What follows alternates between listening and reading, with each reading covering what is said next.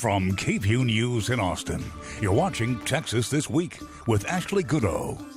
Good Sunday morning. Election Day is upon us this coming Tuesday. We'll have a preview of the big races in just a bit, but first, a new team is looking into the Robb Elementary School shooting, and a state senator wants to create a fund to help the victims. Let's get to the 3 things you need to know in Texas politics. A well-known Austin doctor is building a team of medical experts from across the country to try to answer an unthinkable question: whether any of the 21 victims of the Uvalde school shooting could have survived if police had responded faster. Officers arrived at the school just minutes after the gunman, but waited 77 minutes before breaching the classroom door. We have learned 4 of the victims were still alive when police entered the classroom, but all of them later died. The city of Austin's chief medical officer, Dr. Mark Escott, says he's working with the Texas Rangers to study the possibility of survival among each of the 19 children and 2 teachers. State Senator Roland Gutierrez, who represents Uvalde, plans to file a bill called the Uvalde Victims Compensation Fund in the 2023 legislative session. Similar to the 9/11 Victims Compensation Fund, the $300 million bill would provide up to $7.7 million for surviving victims and families who lost a loved one in the Robb Elementary School shooting. Texas lawmakers can start filing bills for the next session on November 14th. A report detailing how many Texas women die as a result of pregnancy or childbirth was, by law, supposed to be released 2 months ago. It wasn't, and it isn't set to be released until next year. But Austin State Representative Donna Howard got some of the data. It shows the number of women experiencing life-threatening complications during and after childbirth is increasing, and the number of Black women dying as a result of hemorrhaging related to childbirth increased. Howard and others are calling on Governor Greg Abbott to have the full report released. The midterm election is this Tuesday, and in Texas, we are looking at the closest gubernatorial race in recent history, not to mention the most expensive. James Barragán, politics reporter for the Texas Tribune, joined me to talk about the big race at the top of the ticket and the other races to watch. We are just days away from Election Day, and while there hasn't been a lot of talk about a blue wave, so to speak, Democrats are certainly hopeful that they can win a statewide office for the first time in decades. Talk to us about their excitement versus their chances. Well, yeah, I mean, I think with a candidate like Beto O'Rourke at the top of the ticket, it's given the Democrats the best realistic chance that they have in a long time. They have a strong candidate with experience in the past, also has fundraising that is bonkers. But, they have challenges. The rest of their candidates aren't as strong as Beto O'Rourke. They don't have his fundraising chops or his political experience. And even with Beto O'Rourke's experience, his political chops sometimes are questionable. So it does look like it's fixing to be a difficult year for Democrats because, of course, Republicans are the incumbents. They have people who are experienced in politics, who have been in those offices, and who can raise a lot of money to reach those voters who may be a little apathetic about voting. Yeah. While some of the statewide races are closer than others, the polls are also still favoring Republicans. So that's kind of adding to some of what you just talked about.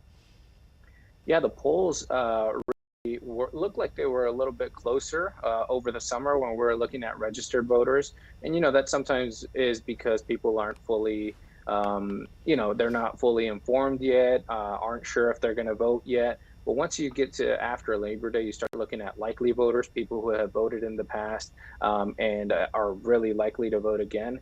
And that's when Republicans have really looked like they are pulling away. I mean, some of these candidates were in the single digits, and now it's in the double digits leads for Republicans. But at the same time, you have to say, I'm a little bit skeptical of polls right now. Polling right now is obviously going through a crisis. I don't think that Republicans have double digit leads over Democrats, particularly not Beto O'Rourke.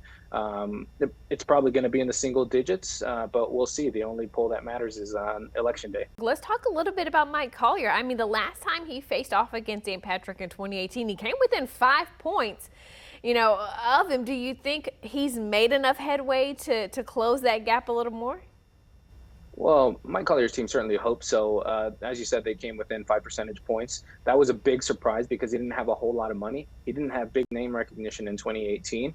And this time around, he basically hasn't stopped campaigning since 2018. So he's had 4 years to keep that name recognition up. He's got a little bit more money. And more importantly, he's been doing the legwork. He's been reaching out to voters, Black, Hispanic, Asian American voters, voters importantly in rural areas. And he's tried to reach out to independent and Republican voters, which is an interesting strategy from a Democrat. His pitch is to say, hey, Dan Patrick is too far to the right. He uses things like your public schools with school vouchers. And it'll be interesting to see if he can sway enough voters to make him more competitive. But obviously, Dan Patrick, the incumbent, is still in the lead. Yeah. Let's talk about what ifs, right? So let's say Beto O'Rourke or Mike Collier or both of them win. They really do face uphill battles when they come to the legislature because under the newly drawn political maps, the House and the Senate are both projected to stay red, right? How much power would they really have? Right. Any Democrat who won statewide office in the state of Texas would, one, beat a lot of projections that are being made by the polls, but two, have still a pretty difficult challenge in that the legislature is made up of and dominated mostly by Republicans. So, and they're the ones that pass the laws. They're the ones that the governors have to sort of negotiate and work with. And they could sort of put a dent in any policy proposals or policy plans that a lieutenant governor or a governor would have. However, talking about Mike Collier as lieutenant governor, if he were to somehow do this upset, he would be in truly the most powerful elected position in the state of Texas by being the leader of the Texas Senate. He would be able to set the tone for legislation, at least in his chamber, and that could lead to some wheeling and dealing with the Texas House. So that could be interesting. Yeah. Tell us what big races you're watching. What are you most tuned in on? Well, and everybody's watching Beto O'Rourke and Governor Abbott, but I've actually, you named the Mike Collier and Dan Patrick race. I think that one's an interesting one just because of the strategy that Mike Collier has made of going after other independent and Republican voters. I think it's an interesting strategy that not a lot of Democrats have used, and it'll be interesting to see if he can pull away some of those voters from Dan Patrick. The other ones that I'm looking at are perhaps sleeper races like Jay Clayburgh versus Don Buckingham and the land commissioner race. In a low low name ID race like that, really anything can happen, and Clayburgh has the money. He's got a pretty recognizable name from his King Ranch family connections. And then Rochelle Garza versus Ken Paxton.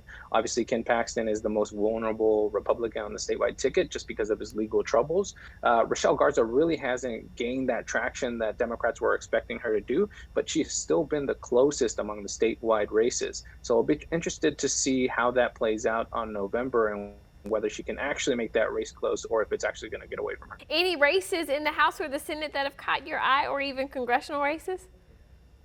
Well, yeah, of course, with congressional races, those 3 South Texas races where Republicans are going in really hard to chase traditionally Democratic areas. That's Henry Cuellar's seat in Laredo, Vicente Gonzalez's seat in South Texas, and then the Mayra Flores seat, which was flipped earlier in a special election. Republicans have spent a lot of time and a lot of money on those races. So if they can win those in November, I think that signifies trouble for Democrats because you can be sure that the Republicans are going to be lording that over them for the next 2 years and saying, hey, it's not just those ones that we're going to win, we're going to take more.